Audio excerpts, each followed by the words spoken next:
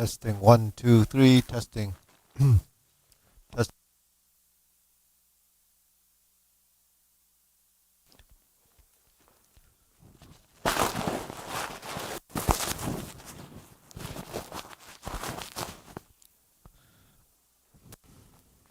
Testing 1, 2. Testing.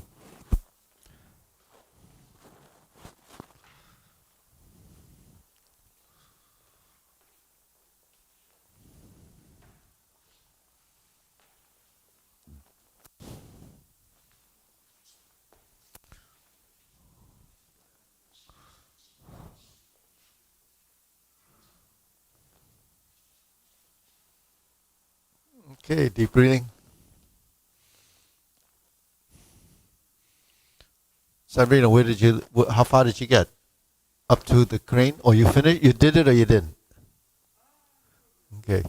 So we can pick up where she did, where she got up to, and then we'll do the next section. Then we can kind of review, just in case there was some, missing things here. So we're at this punch, right? So make sure you turn your hips. So if you don't sink it here, then you're not going to have your side profile. If you kind of semi-twist, that's where you get that position, and you're not quite in position, so you're not going to look like you're to the side. So it really has to do with your hip. Okay, once you're here, you sink your elbow, and when you hook, turn it up. And then turn your body like this, and then you sink. Hook and turn. So this is one of the few times that you actually lean back, and this becomes straight rather than sinking like this. Because if you do this and you go up, you really can't do it, because when you're like this, you're sinking down. You see how the body is going down? So that would be a conflict in your movement. So it wouldn't work. So when you're here, you sink, you're lifting. So because you're turning and you're lifting, that's where you get the power from. Yeah, right. You're not.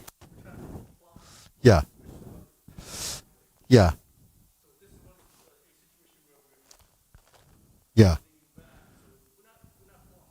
Yeah, you're not plumb. Yeah. Yeah, so what you're doing here is, because when you're here, you sink, so now I'm down. When I turn my torso, this is the spin like this. So you're talking up, and you're sinking down, up. So movements compatible with direction, it makes sense that would happen. And if you try to keep that plumb position and go up, you can't. You can't actually lift out of your position unless you lift from here. Yeah, yeah. So then when you're here and you hook, this is on your center, this is turning here, and I'm there. This is turning 1, 2, 3, turn. Yeah. So this is a little bit different from tracking. So you're not pulling out. You're turning and then turning like this. So if you watch the movement and you hook and you turn, once you lift your body, look what happens to the hand. It changes because I'm down here and I turn, this becomes a lift. It doesn't become this. You see what I mean? So a lot of times when we're first doing movements, it ends up like this. And that's how you get out of your position. So if you sustain the position by maintaining it, then you maintain your center. You see what I mean? We're here, 1, 2. I'm maintaining my center. So it doesn't become this. Now you see how everything's spread apart? And that's how you get that image that's not gonna look right, and it's actually mechanically not sound. So if you understand the transition, like a lot of things that we do, it's really getting your body to recognize, and recognizing the body form and then understanding it here sometimes is conflicted, because what your mind thinks and what the body does can be two different things. So like, look at Arena right there. So I'll show you. That's what she did, right? So this should be here. Yeah. So why did it end up like that? Because the body doesn't recognize this. There isn't a lot of positions that you would be in that's like this. So we don't know this position, right? Unless you do this, then we have two, and we go like this, this, this. So you see this. So what's the hand is going like this? Right? So this is a physical thing.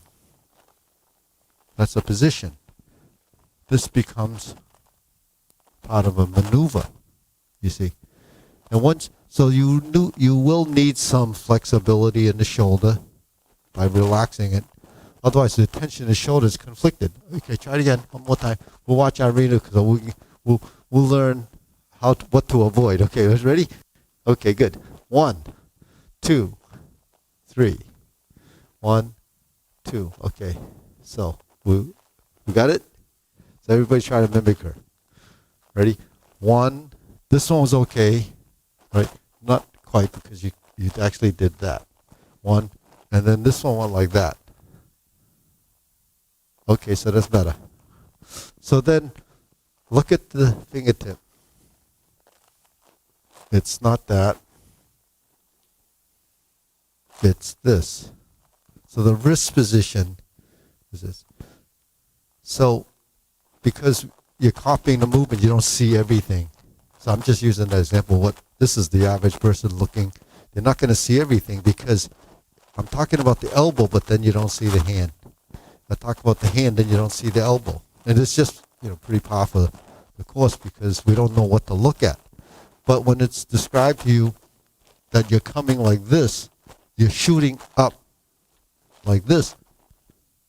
There's no difference between this and this, right?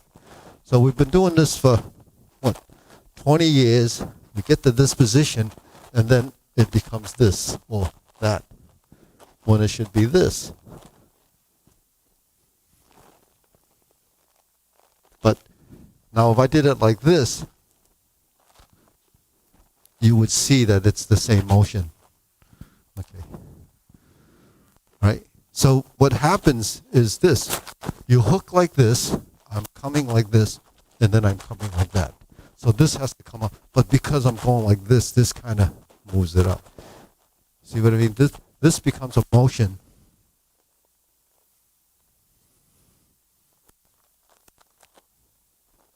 Then it comes like this. So that's what it is. Now because I'm shooting like this and I'm turning, it looks like it's coming at an arc, like that. And it is. And then, okay, so let's try that together. Ready? 1, 2, 3, lift, shoot, bing, boom, out, 1, 2, 3, 4, 1, 2, 3. Turn out, kick, we'll pull it up, kick, hook, and poke. And then pull back. 1, 2, 3, 4. Shift. 1, 2, 3, 4. 1, 2. So that's that series. Now, some people actually, they don't, when they turn to this position, after we do the, okay, let's do that again. 1, 2, 3, down. Then we'll pull back, kick, hook. 1, 2, sit, go to horse stance. Now when we do the dragon flaps his tail, it's here. When we turn, some people just go right to the front. They don't have this move, and then they just go from here. 1, 2. So that's another version. Actually, the Lamb family typically does that. They don't have that corner position. We have that corner position because we go to this position before going to that, which is a little more like a transition in iron wire. And so it's not a total stylistic difference, just a little sequential thing that we do. So, if you went to Hong Kong, they might correct you on that. They should be there, but it's just so you know that they don't have that movement. But this movement, when you're here and you turn, seems to be a better transition, even functionally, because when you're here, you want to turn back to here, but they don't consider that a full turn, because they're here, just going like that.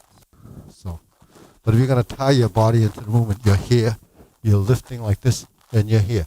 So these two hands are pretty even, and this one's coming over the top.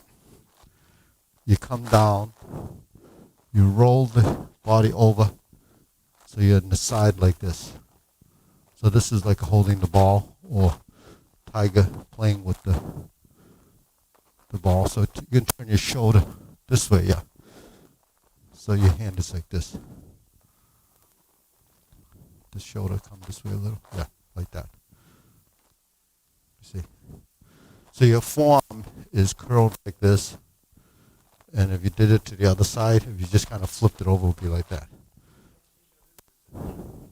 It could be a strike.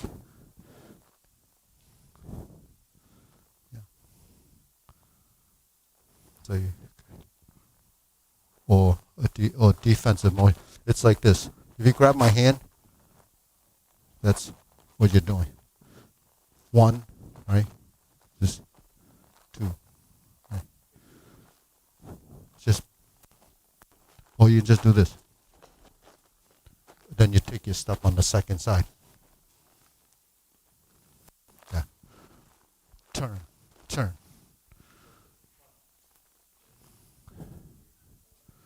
No. To the side, right? They don't have that move. No, they don't do that move. They're just here, like that. Yeah. But, it's more physical, so we could hear 1, 2. Just like 1, 2.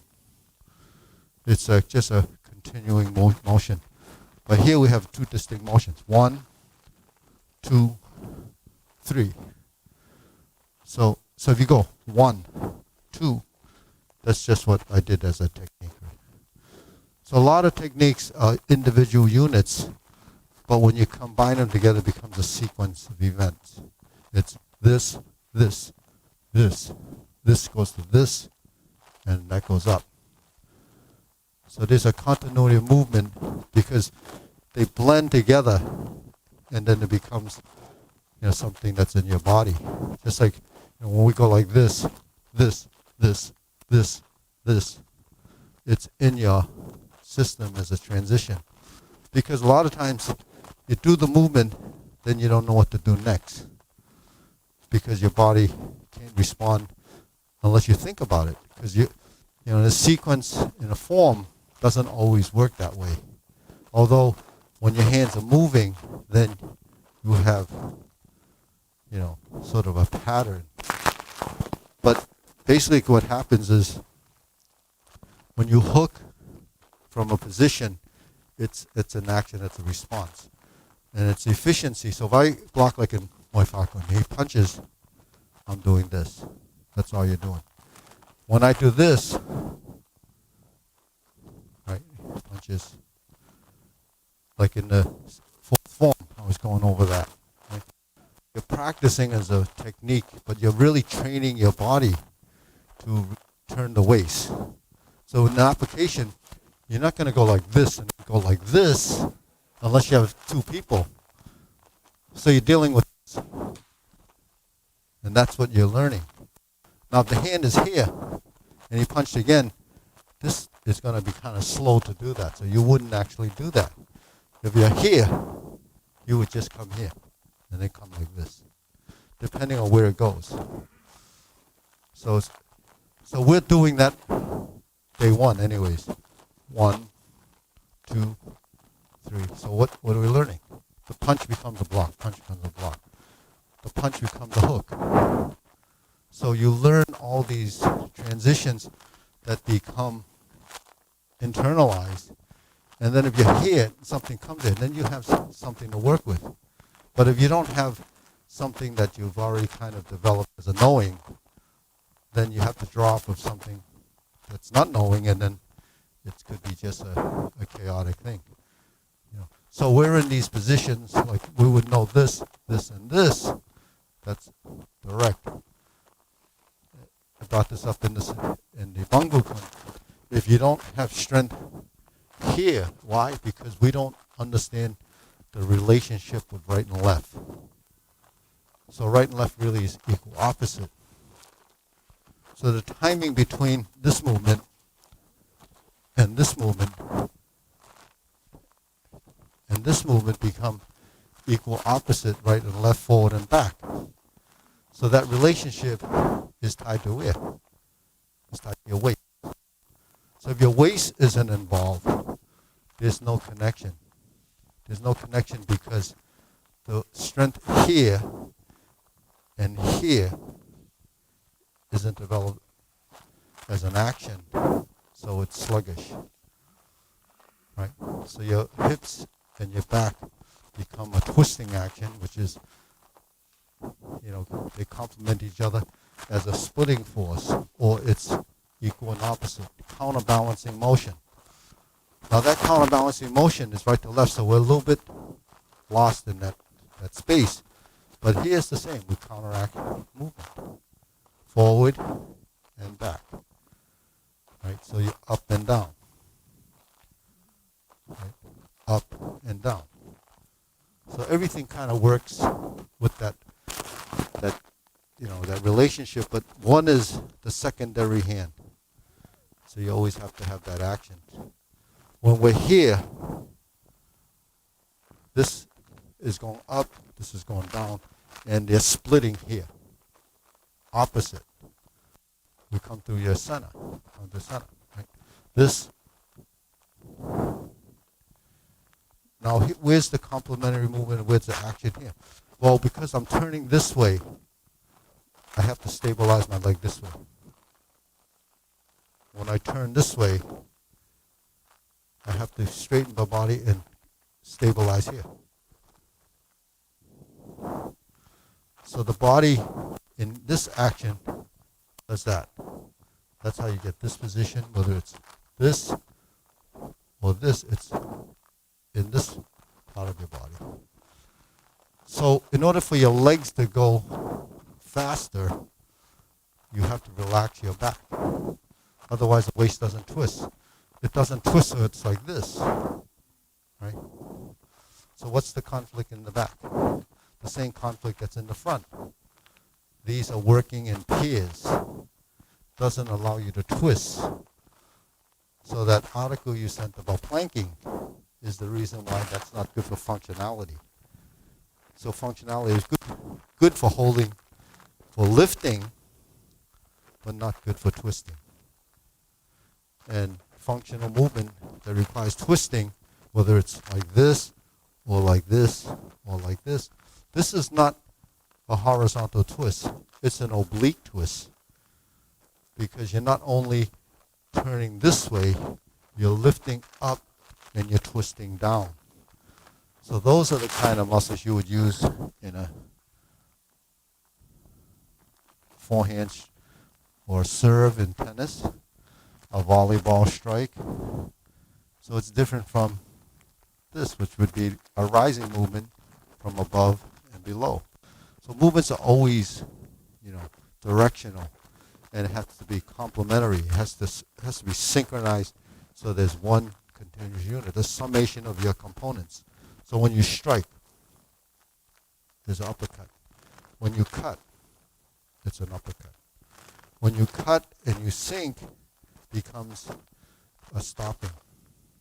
So you break the movement not by stopping it like this, you stop it by changing the mechanic, the structure.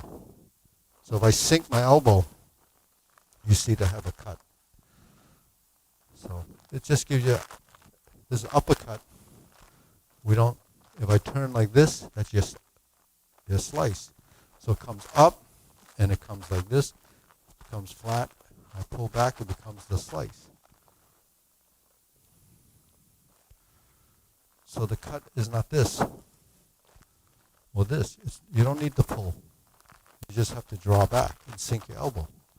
So it takes out some of the physical side of the movement.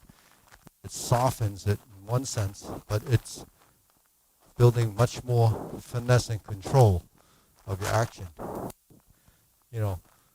Lawrence does a lot of culinary type things in the kitchen. The most important part when you cut is the final intensity of that slice. Otherwise, the meat's kind of always stuck on the bottom. You have to stroke it through to get, that's getting it down to the cutting board. But if you're cutting like this to the bone, you have to get it down till it reaches the bone. So that's, just give you an idea why finishing the movement. So when we're here, when you're sitting, there's your wrist, the slice. The slice is where? From the torso. So when you do the slice in the torso, the connection between here and here have to be together, equal and opposite again, but in the same plane. If you go like this, then it's broken. You see, because my body is here, here, here, and here. So you have forward, backward, right, left, and center. Here, left, right, forward and back, up and down. So you have all the dimensions to create the fullness of that motion.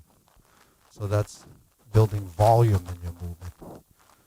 Same here. We're building down, twist, up, finding your position, down. So that's what we have to do. 1, 2, 3. 1, 2, 3. Now I tilt and twist because what I'm trying to create is the circle. The circle. So why is it so difficult to get the motion? Because the movement that requires this is not programmed in the body. It can do this. It can do this.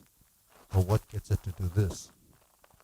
Right? So you have to develop that motion in your skeleton by manipulating your musculature. Your muscles have to create the program, the sequence of events. So when we're here, 1, 2, 3, 4, it's just breaking down to see what your body has to do in order to create the movement. It's boom, boom, boom. Just like video. You got to get all the frames within the minute, 60 frames per second or whatever. You have to create all those images within the framework. If you're missing a couple of those frames, then you miss part of the transition. So when we're moving in space, if you visualize it as an action, we see that. But we don't see all the different, different frames. So that's what we have to begin to understand. So here, let's hear. 1, 2, 3, 4. Right. 1, 2, 3, 4. So we talked about when you turn, sit on the back leg. Sit on the back leg and step. And then keep your feet parallel. Okay. So when you step, when we do this movement,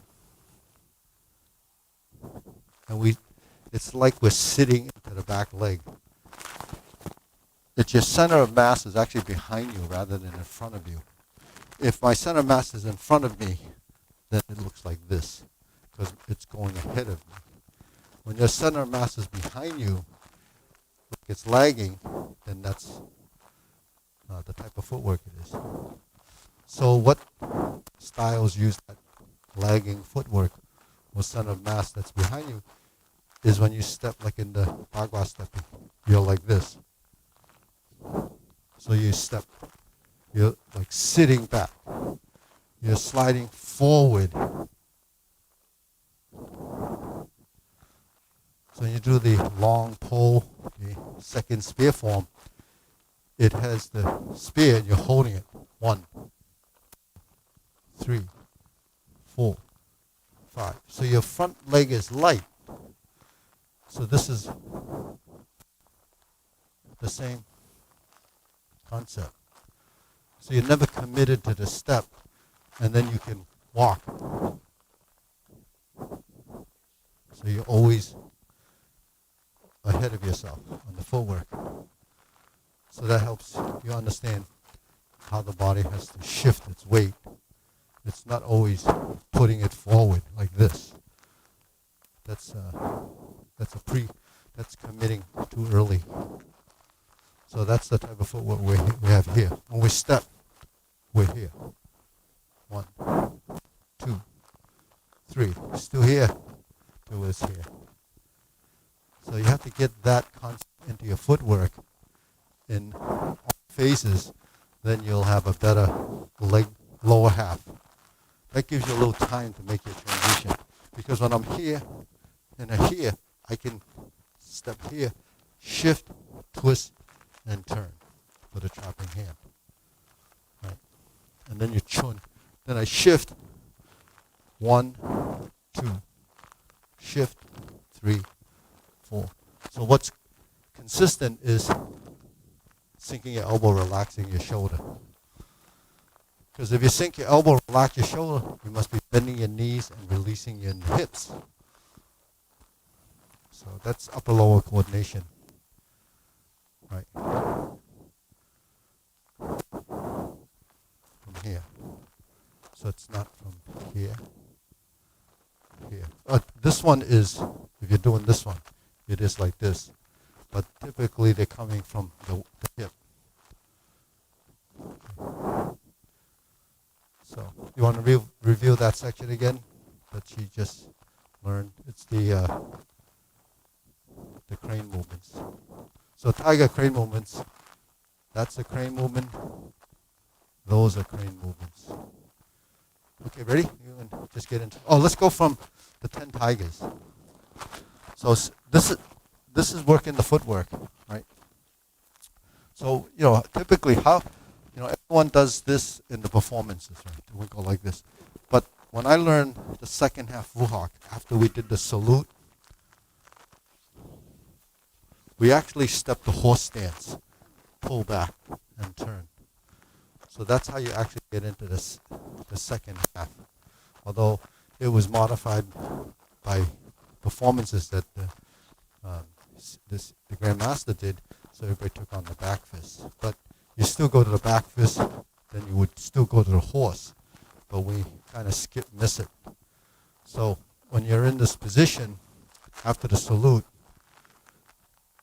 if you step back and shift your weight, there's your first butterfly.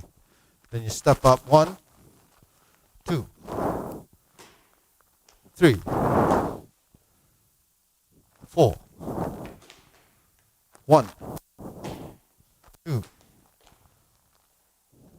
3, 4, 5, 1, 2, 3, 1, 2, okay, and 3. Close. 1, 2, 3. So that stomp, this is the same footwork. Otherwise, it's going to look like this. You want to still do the center of gravity behind you. So when you're here, you stomp. You still drop, push. Yeah. So you have a footwork like a cat. You know, a lot of times they use a reference of the cat step. The cats are very light on their feet. Even though we have that stomp, they're still light on their feet. They have agility, and then they press like a tiger. You know, when a tiger steps, they never really commit, and the paws are very soft.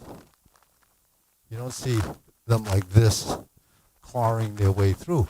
They kind of, no matter what, it's just moving like that. And the shoulders, their body is moving as if it's connected. And it's circular. That's why when, like this, when you play with a cat, they go like that. They want to, but their hand is like this, very relaxed. So that's how your paws should be, your arm. When we do this,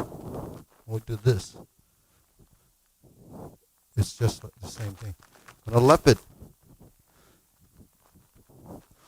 so that's called imagery. You try to replicate something that you've built up here as a vision, or as an image, and you try to replicate it through that visualization, and you know how that action is. So we know we have this, we know we have this, we know we have this. These are circles that when we're like this, that's your bridge. The bridge is always pulling down. So while we go like this to grass, the movement is actually this. It's just attaching. It's just, so while I'm here, the body's doing that. So I don't have to put effort in here because this is adhering. This is creating the force with a direction. And then I let go. And then it's there. So I'm releasing in order to compensate for the space. So that's a sensitivity. Because when you're in close, when you're coming in and your legs are here, where your sensitivity has to be, because otherwise you're crashing in the legs. So if you take your footwork and you just slam your foot down, you're going to bang into his leg, right? So you don't want to do that. You want to move into the position. So the only way to move into the position is to be weighted here.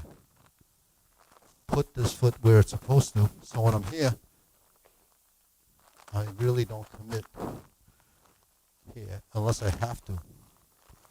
See, so that's why the footwork has to be, you know, agile but then light. So we have that in the footwork. When we step up, when we stomp, this foot is light. There's no weight here. Then you come up like this. When we're here, it's cover, turn, and then here, and then here. You see? So there's like interim positions because your bridge is this. So when I'm here and I do this,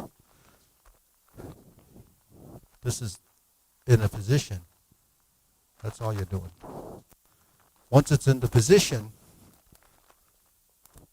then that becomes, just that alone is creating the downward force, because that's a change of intensity.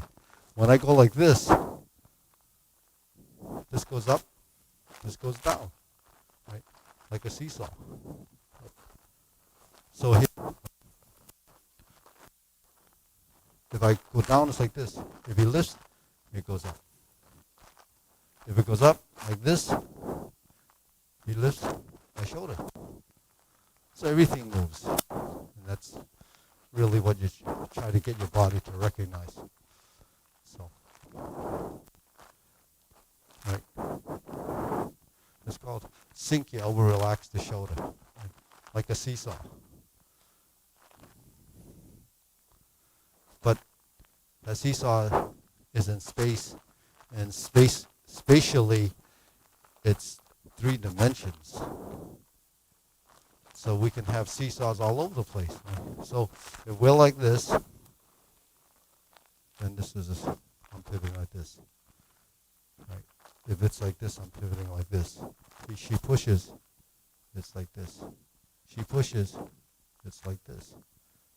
See, she pushes, it lifts, it's like this. So the dimension of change became the body. You lift, dropping palm. Back fist.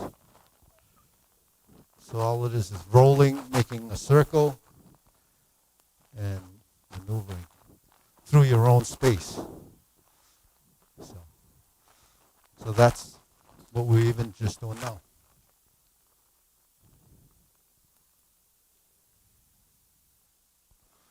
So when you practice a single posture, slow it down to see all parts that could potentially move. Because when you go through it fast, the hands might be doing the right thing, but the rest of the body is not actually working with it. It's segmented and it's broken. And without slowing it down and getting the legs to understand what it's doing when it makes its transitions, it's something that you have to experience. So let's do those 10 tigers again, and then move on from there. Ready? 1, 2. So no, okay. 1, 2. Size matters. Here, not like that. Right? This actually might look pretty good, right? But it's useless.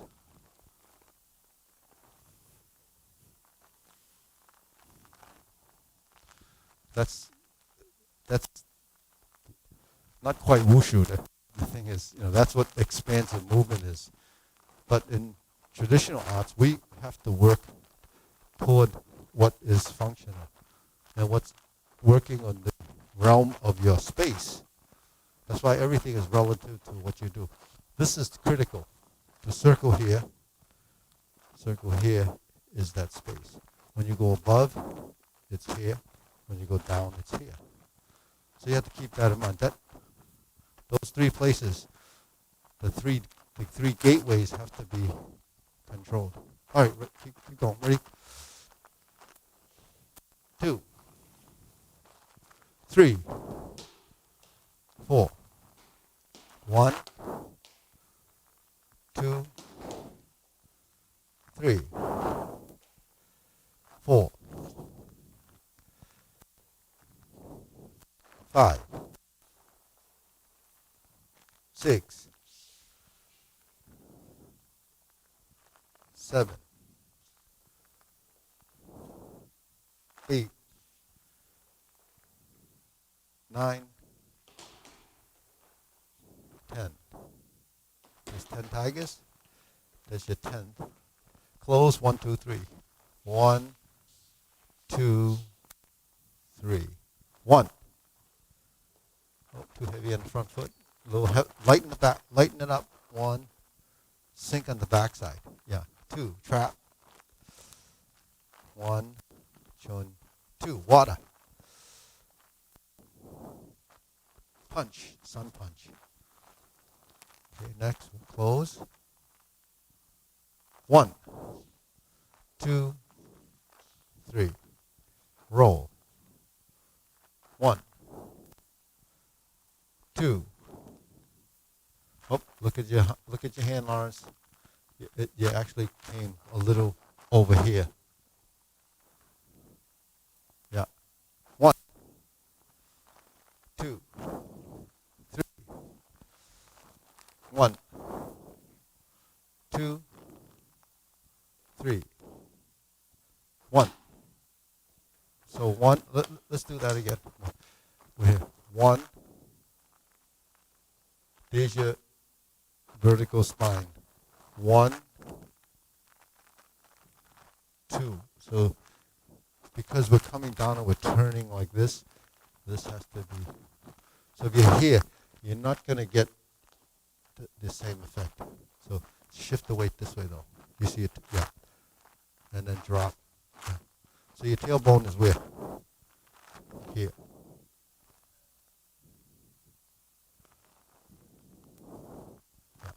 A little less weight on the back. Yeah. A little less there, yeah. So you have to sit back. Get as much weight as you can off. If you don't get it all off, you can't lift this foot to do this.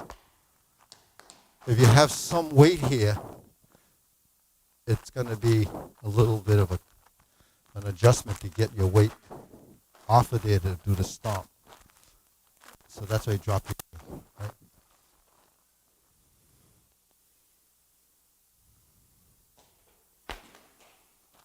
Yeah. Okay, then open. Kick. 1, 2, hook. 3, poke. Sink your elbow. Phoenix eye. So these are phoenix eyes. Yeah, these two are phoenix eyes. 1, 2, 3. So when you do these, it's actually like a lift. So when we're here, lift, down, lift. And then we're going to turn. That's a dragon tops his tail, like in the five stances. Roll, roll, roll. 1, 2, 3, 4, 5. 1, 2, 3, 4, 5, 6, 1. So this foot comes up. Yeah. Okay. 1, 2, 3, 4. Straight to the front. Twist your body. 5, 6. Adjust. Turn your body. Punch. 1, 2. Sweep. 3. Push. Turn. Cover. Oh, punch. Actually, punch. 1, 2, 3, 4, 5. 1. Cover. Black tiger. 1, 2, 3. Oh, actually, okay. 1. Black tiger. 2. Dragon. 3. Turn. Double back fist. Right hook. Right palm. Sun punch. Shift your weight, step, cross. Cross hands. Open. Like wings. And then roll. Take your uppercut. And the stance should be, actually you should be in a stance like Rob's. Yeah. So the rear foot should be over more. Yeah. Like, yeah. So you're on the side here, and then you're coming up through your center. Yeah. And this hand's higher. And this hand Oh, is she on the right side? Yeah. Oh, she's doing the left side? Yeah, yeah. Yeah, okay. That's why that's why I looked a little. It was a little off to me. I said, "There's something wrong there." Okay. All right. Ready? Go. 1, 2, 3, 4. 1, 2, 3. 1, 2. Okay. Hold the position there. Let's see how Eric's hands over the head. Power position. Actually, your legs a little wide there. Put more weight on the front leg because this leg's the one that kicks, so you don't want to be back. Bring her right to the front, and then 2, 3, 4. 1, 2, 3. Sliding step punch, twist to close, and salute. 1, 2, 3. Okay, deep breathing.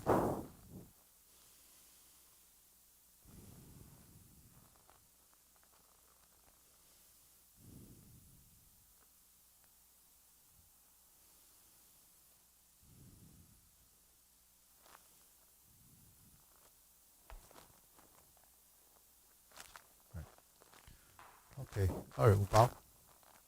Ready? Up. 2 and 3, salute.